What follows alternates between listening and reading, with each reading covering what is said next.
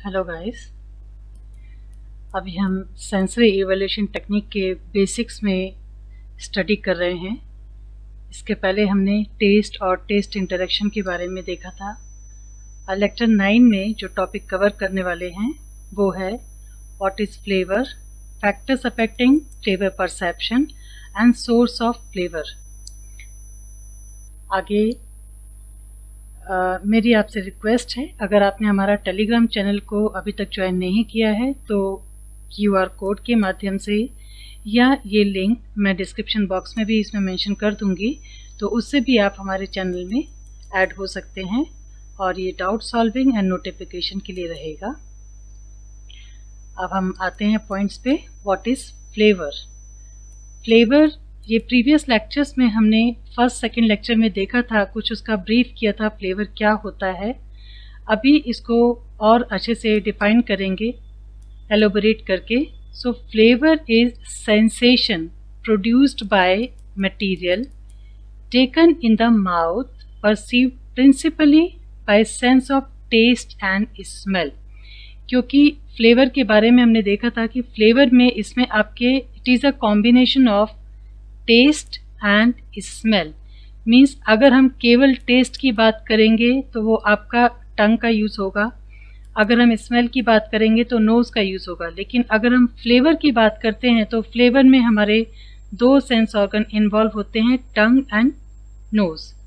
सो अगर हम कोई भी फूड मटेरियल जो परसीव करते हैं उसको अगर हम सेंस करते हैं तो एक तो अगर हम उसको खाएंगे तो टंग में माउथ फील कैसा हो रहा है और टंग के रूट ऑफ द टंग का हिस्सा जो कि हमारे नसल कैविटीज़ के साथ में कनेक्ट रहता है, वहाँ पे जो एरोमा रिलीज होता है तो उससे हम पता करते हैं कि उसका फ्लेवर क्या है किसी भी प्रोडक्ट का। And also by general pain, tactile and temperature receptors in the mouth. Mouth के अंदर हम हॉटनेस है या उसकी वार्मनेस है किसी भी मटेरियल की, या कोल्ड है, एग्जांपल के लिए आइसक्रीम हुआ या हॉट टी हो गया, तो टेम्परेचर को सेंस करते हैं। टैक्टाइल मतलब कि स्पर्श करके, टच करके। एंड पेन जो है आपका जैसे टूथेक होता है उस समय पे, या ओरल कैविटी में कहीं पे भी हमको पेन होता है तो उसको भी हम फील कर सकते हैं।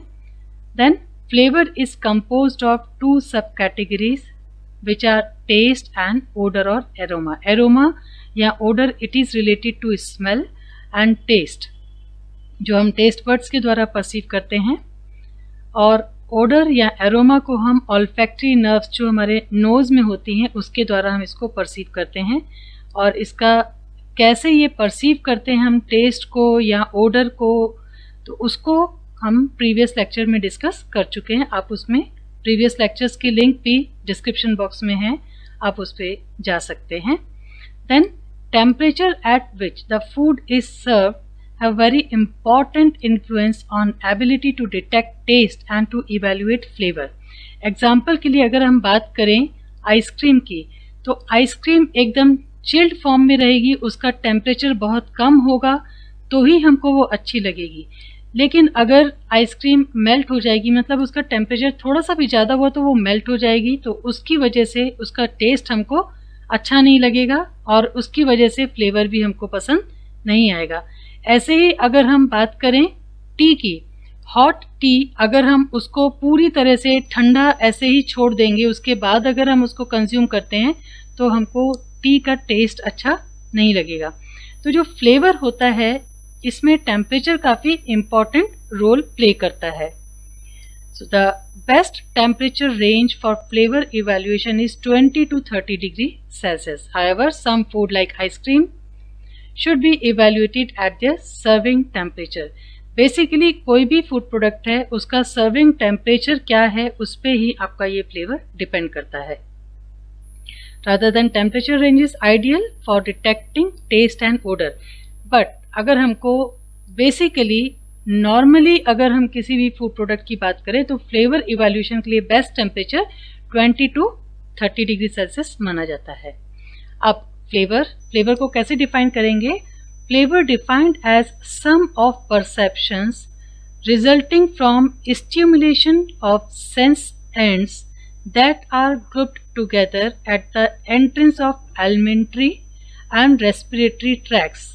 एलिमेंट्री मतलब कि आपका जो हम गस्टेशन या हम टंग में कोई भी प्रोडक्ट लेते हैं, एंड रेस्पिरेटरी मतलब कि nose tract, smell and taste, ये दोनों इससे रिलेटेड है। तो यहाँ पे फ्लेवर के लिए कोई भी फूड प्रोडक्ट के लिए अगर हम बात करते हैं एरोमा, एरोमा वर्ड आया है एरोमेटिक्स से या एरोमेटिक वर्ड आया है एरोमा से, तो it is related to olfactory perception, means related to nose. So basically इसमें जो दो ट्रैक इन्वॉल्व होते हैं, एक होता है एलिमेंट्री और दूसरा होता है रेस्पिरेटरी ट्रैक।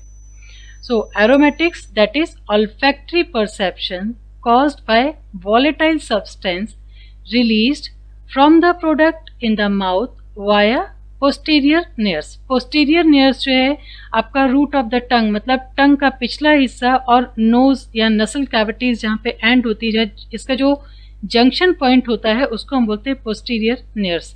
तो वहाँ पे आप एरोमा को फील करते हैं।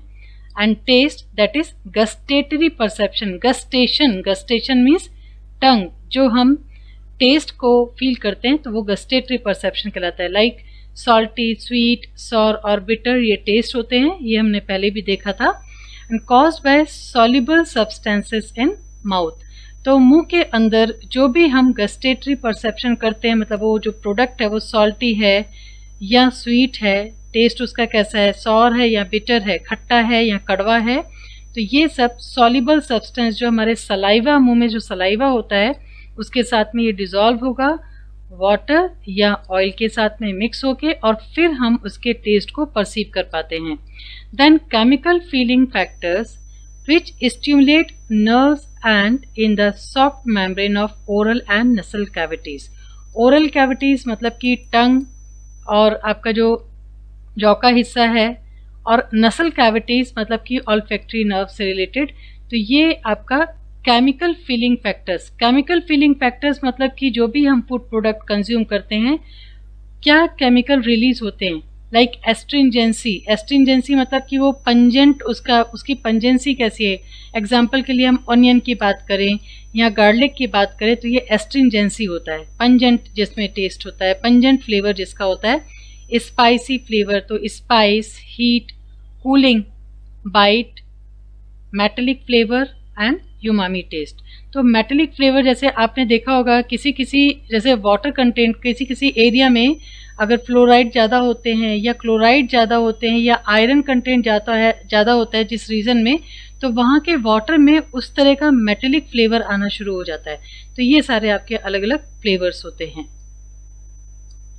अब factors that affects flavour perception, flavour perception के लिए क्या क्या फैक्टर्स हैं, जैसे कि अभी हमने डिस्कस किया था टेम्परेचर को, टेम्परेचर सबसे इंपॉर्टेंट होता है। इसके अलावा कंसिस्टेंसी, प्रोडक्ट की कंसिस्टेंसी कैसे है। एग्जाम्पल के लिए अगर हम आइसक्रीम की बात करें तो क्रीमी कंसिस्टेंसी होनी चाहिए, एक होता है टेक्सचर, एक होता है कंसिस्टेंसी। ये नेक्स्ट लेक्चर में इसको हम कवर करेंगे। तो कंसिस्टेंसी हमेशा एक क्रीम या स्मूथ सरफेस जो आपका टेक्सचर होता है किसी प्रोडक्ट का, क्रीम लाइक टेक्सचर होता है तो उसके लिए हम कंसिस्टेंसी वर्ड यूज करते हैं। और सॉलिड अगर है तो उसके लिए ग्रिटीनेस हुआ या उसके जो मॉलिकुलर अरेंजमेंट वो आपका सॉलिड लाइक होगा तो वहाँ पे हम टेक्सचर का यूज करते हैं। फिर है presence of contrasting taste. Contrasting taste का मतलब ये है कि मान लीजिए हमने जो भी प्रोडक्ट बनाया उसमें प्रोडक्ट में पिछले चैप्टर में हमने देखा था टेस्ट इंटरेक्शन। इंग्रेडिएंट हम क्या यूज कर रहे हैं, इंग्रेडिएंट का प्रोपोर्शन क्या होगा, तो कंट्रास्टिंग टेस्ट। एग्जाम्पल के लिए अगर हम शिकंजवी बना रहे हैं, नींबू की शिकंजी बना रहे हैं, उसमें हमने लेमन भी डाला, उसमें शुगर भी डाला, उसमें सॉल्ट भी डाला, तो सॉल्ट एंड शुगर या लेमन और शुगर के बीच का जो प्रपोर्शन, उसका रेशियो क्या ले रहे हैं, तो वो कंट्रास्टिंग टेस्ट। तो या हम उसको ऐसे भी ले सकते हैं कि मान लीजिए हमने फ्रूट लिया, खट्टा फ्रूट है, उसमें हमने थोड़ा सा शुगर स्प्रिंकल कर दिया, या जो फ्रूट सिंपल फ्रूट्स जो होते हैं उसमें अगर हमने सॉल्ट मिला के खाते तो वो कॉन्ट्रास्टिंग टेस्ट होता है। Then presence of fats and colour. Colour appearance पे डिपेंड करता है।